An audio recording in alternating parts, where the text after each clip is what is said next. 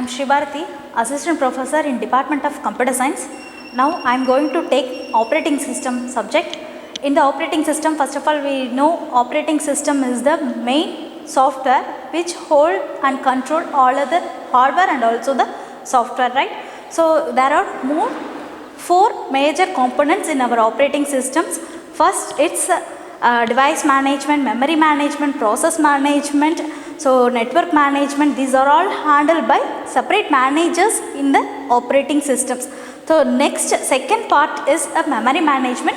The memory management is a very critical part which was carried out by the random access memory in our computer systems.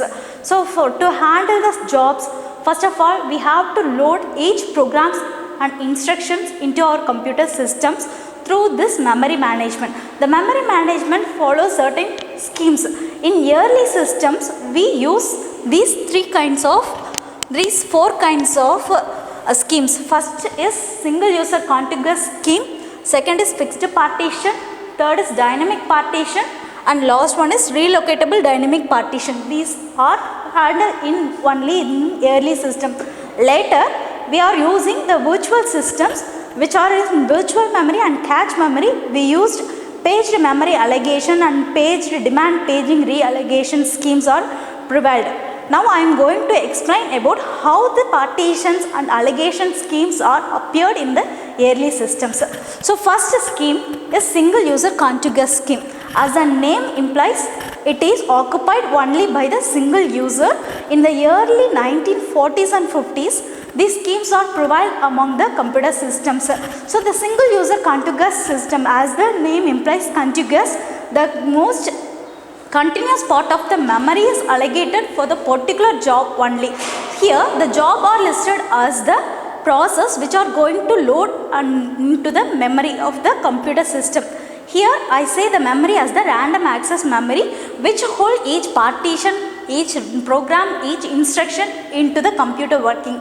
So here we have lot of memory which is listed as a job list. Here we have 4 job lists. Each job has its own memory space which is represented as a k byte. So first one job is 30k, second one is 50k, third one is 30k, fourth one is 25k. So consider the whole memory just hold only 200k of memory size. If it only holds the 200k of memory size, the first job which is queued in the priority wise is allocated for loading into the memory. Here the first job is job 1 which is considered as 30k. Yes, the 30k is stored in the 200k. So this job 1 is allocated into the main memory. So the job 1 utilizes this whole memory system. Even though we have the remaining 170k which was held by the job 1 but it was unused. It is unused by the job 1. So these are called as unused memory space. We just wasted the memory space. The only fault in the single user contiguous system is only one single user participated in the main memory, and we can't able to apply the multi-programming concept in the single user contiguous systems. Once again, whenever the job 1 completes its execution or loading instructions into the memory, whenever it exit from the memory, other job in the priority wise, consider, let it be job 2. So job 2 is included into the main memory. So next, if the job 2 complete its execution, after the job 2 execution, job 3 holds the part of the main memory. So first of all, we have to calculate how the job load into the memory. First of all, we have to calculate what is the size of the job. So if the job is fixed into the memory or not. So we have to check whole job list are holded or not. So here we have only 4 jobs. Here I set the program counter. So the program counter is to memory size of the job. The algorithm to hold the single user contiguous scheme here, first of all we have to remind the 4 major steps in the single user system.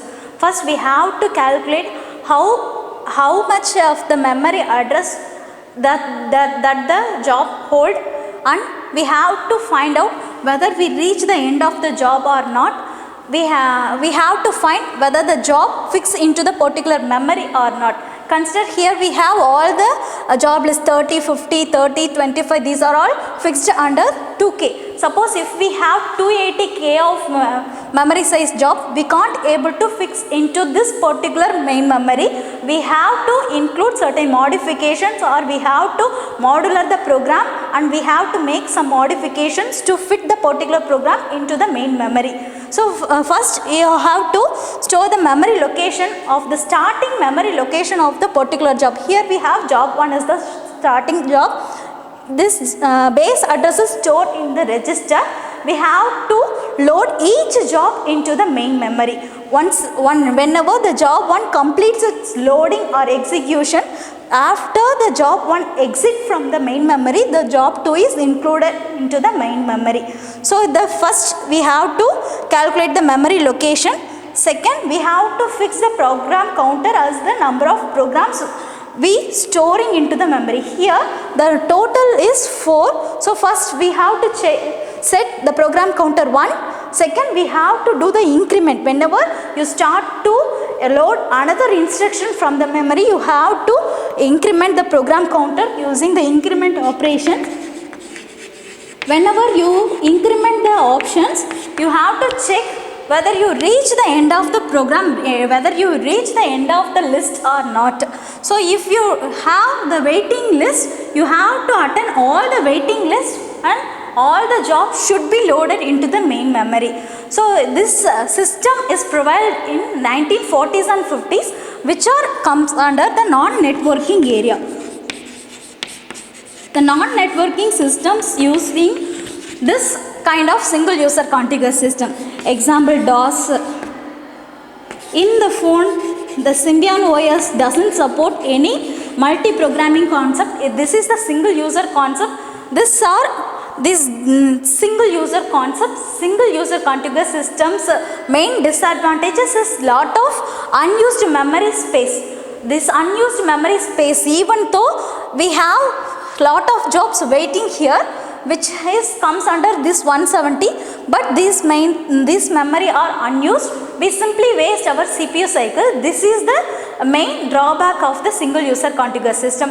To overcome this drawback, they introduce the fixed partition, dynamic partition, and relocatable dynamic partition here.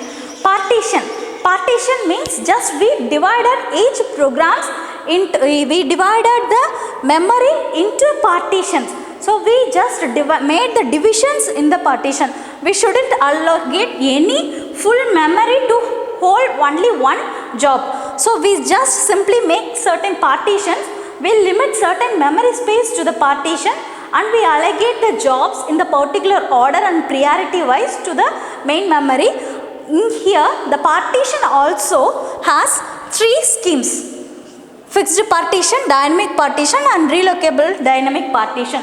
These 3 supports this multi-programming concept. Okay. Next, fixed partition.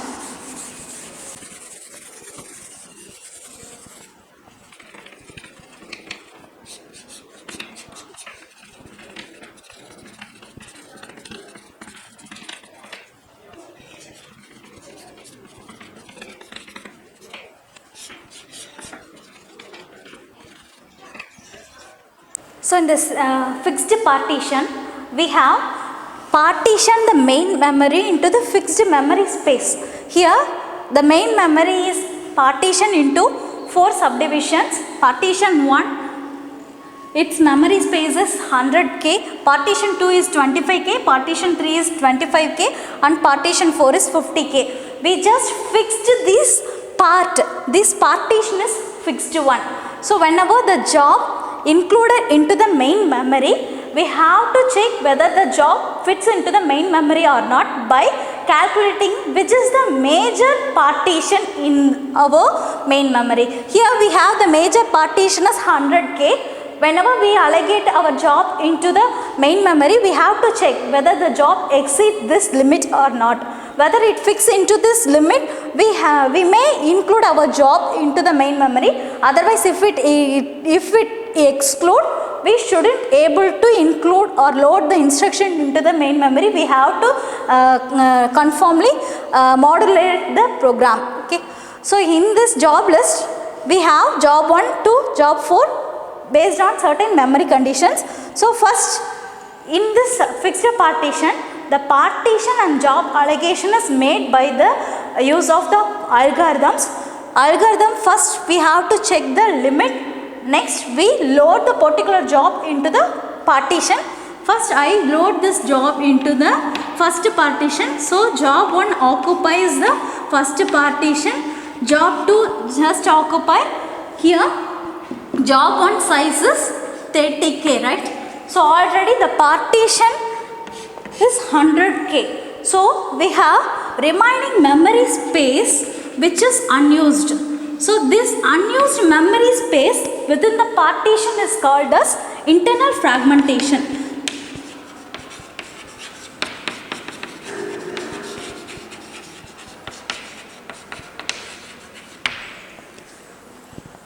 Next I load the particular job 3 into partition 3. I load this job 3 into partition 3, 25K. So job 4 into this job 4, okay. So here you note that you have 20K of unused memory space and 70K of unused memory space, even though you have weighting of the job to 50K, which is more even fit in this partition, but the partition is held in the main memory. In the previously seen single user contiguous system, the whole main memory is held by the single user. Here single partition is held by the single user. Next, in this algorithm we have to note that whether the job fits into the limit or not. So next we have to choose which job is loaded into this partition. We have to load which is more nearly equal. Consider the 30 is nearly equal to 50. So we just include this 50K memory into the last one. So the only drawback in this one is internal fragmentation. There is lot of memory unused spaces or lie within the partitions. Thank you.